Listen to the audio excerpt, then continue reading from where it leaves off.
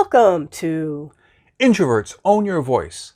I'm Tom Marcoux. And I'm Johanna McLeod. This episode is Be Your Strong Self. Quiet down the inner critic. Johanna, when the inner critic is running your life, what's going on? Oh, my inner critic keeps telling me I can't do this or that, and it tells me that I'm no good.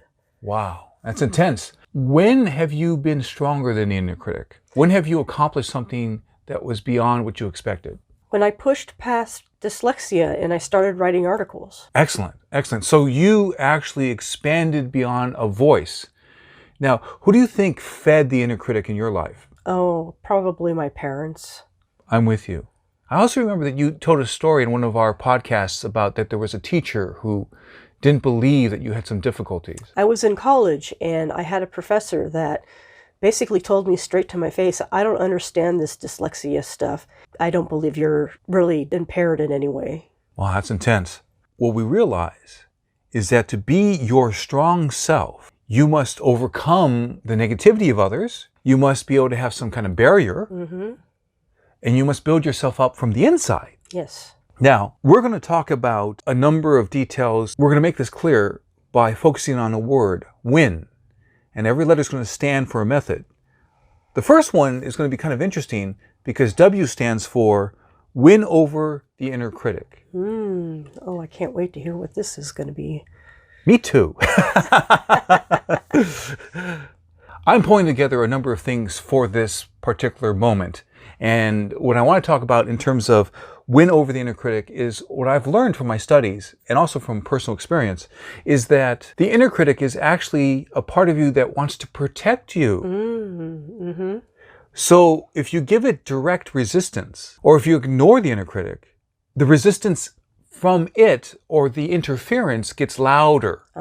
See, we want to have the voice of fear or the voice of inner critic, and sometimes they're pretty much the same. We want that to quiet down. You see, the inner critic should not be the CEO of your inner team. At least you would hope not. Well, you have to take action to make it not. So one of the ways you can do it is in a meditation or with working with a coach. You can identify what is the inner critic saying. So you can listen to it. The inner critic says, oh, don't do that. You'll get hurt. And so what you say is, thank you, inner critic. And I'm learning to do this other thing, so I'll be stronger in that situation. So what happens is you thank the inner critic, you acknowledge that it's trying to keep you safe, and then what you do is you take those actions and you do the preparations and the rehearsal so you will be safe. So that's how we win over the inner critic. The next thing we're talking about is increase leverage. I learned the process around publishing. One time I submitted some material to an agent who called me back within 1 hour. Wow. So that was terrific. But what I learned at the time, and this is a couple decades ago, is that I did not have enough leverage. You see, if you really want to get the attention of an agent or a publisher, you need to have a following. You need to have people connected to you. I have thousands of people connected to me on Facebook. I have thousands of people connected to me on LinkedIn and things like that. And the point is you need to have what they call a platform. You need to have leverage. You need to be able to have a bunch of people you can tell, hey, here's my new book. When you have leverage and when you're taking action to have more connection. Now, I use the word leverage this way. We know that leverage in terms of science is when you have a lever and you put the fulcrum there, and then with little effort you get big result. You can move a mountain if you have the right kind of lever and the fulcrum in the right place. The same idea is with life.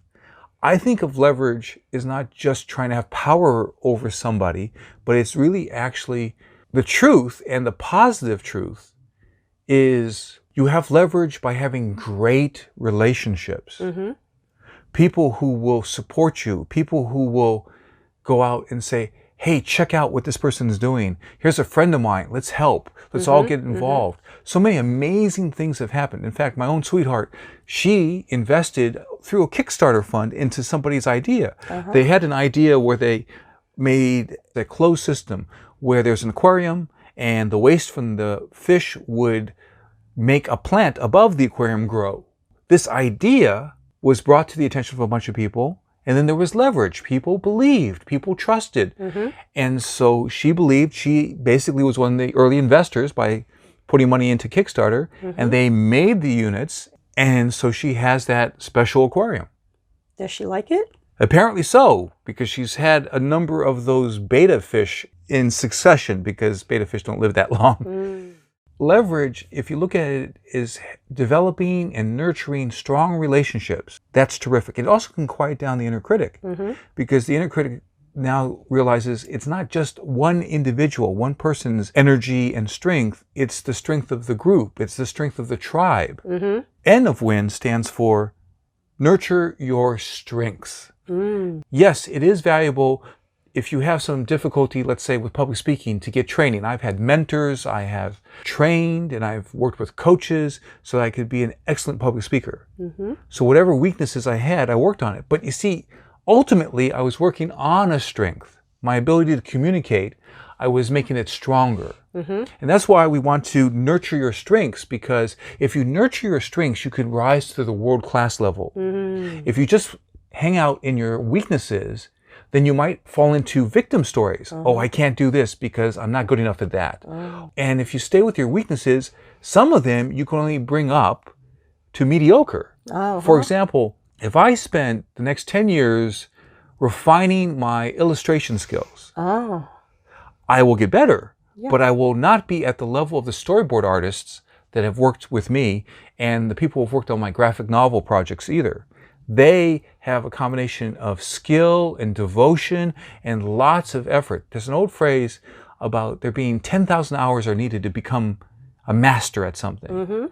And for me, speaking, because I rehearse every day, and writing, I've written over 2 million words published up on Amazon at the moment, and more, like 4 books to come out later this year. The point is, that's where my master skill is. So nurture your strengths. It'll also help quiet down your inner critic. Because you will have evidence. I'm getting better.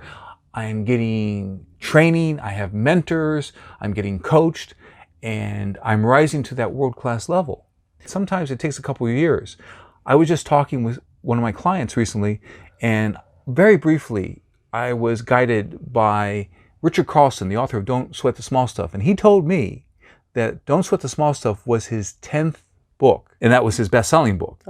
So he learned, and I'm sure all along the way with the other 10 books, he had editors who were coaching him, and he was improving, and he was developing as a writer.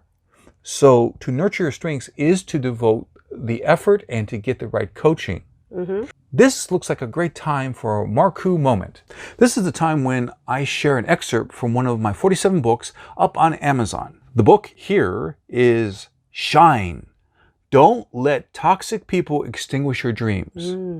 There's even a subtitle, How to Succeed with the Abundance with Ease Solution. So on page 29, become strong and immune to toxic people's attacks.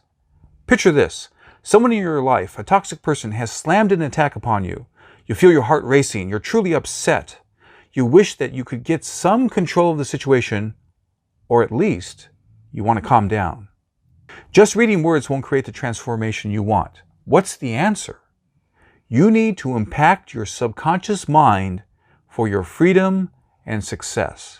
So now I'm going to move to another page here and share another part of this book. On page 31, prove it to yourself. Just saying an affirmation like, I'm capable, is not enough. You need to witness yourself accomplishing something. Take a small action and prove to yourself that you are capable. People want to see evidence. In fact, in coaching a new speaker, I emphasize AEE, authenticity, evidence, experience. And these 3 elements help one to be a great speaker. So give your subconscious mind evidence that you're moving in a positive, empowering direction. Pick something small, schedule it, do it, and prove to yourself that you are a capable person. That's the close of this excerpt from the book, Shine. Don't let toxic people extinguish your dreams. Johanna, I'm curious. What are you going to keep from our conversation? Well, I really like how you talked about acknowledging the inner critic. I'm with you. Yeah, it's important because it has been with us our whole life. In fact, the inner critic starts off when we're very small and we're just trying to survive. So a lot of the inner critic's fear and also techniques are all back from when we were young. But now as adults, we can do better, bigger, and create a level of success and happiness that we could not imagine as a tiny, small, young person without all the mentorship and coaching and experience and evidence of making progress. So we need to make that shift, but we still acknowledge the inner critic and say, thank you, inner critic. I am taking care of those things you're worried about. I am getting the coaching. I am doing the rehearsal. I am more capable in those tough situations. So, thank you, Johanna. Thank you, Tom. For articles and videos, go to getthebigyes.com. Also, visit yourbodysoulandprosperity.com. We're glad that you heard this broadcast, and we invite you to Click to subscribe. and then you'll be supporting me and Johanna and our message. And so now remember, Introverts can show their best self with strategy. I'm Johanna McLeod. I'm Tom Marcoux. Thank you. Be well. Bye.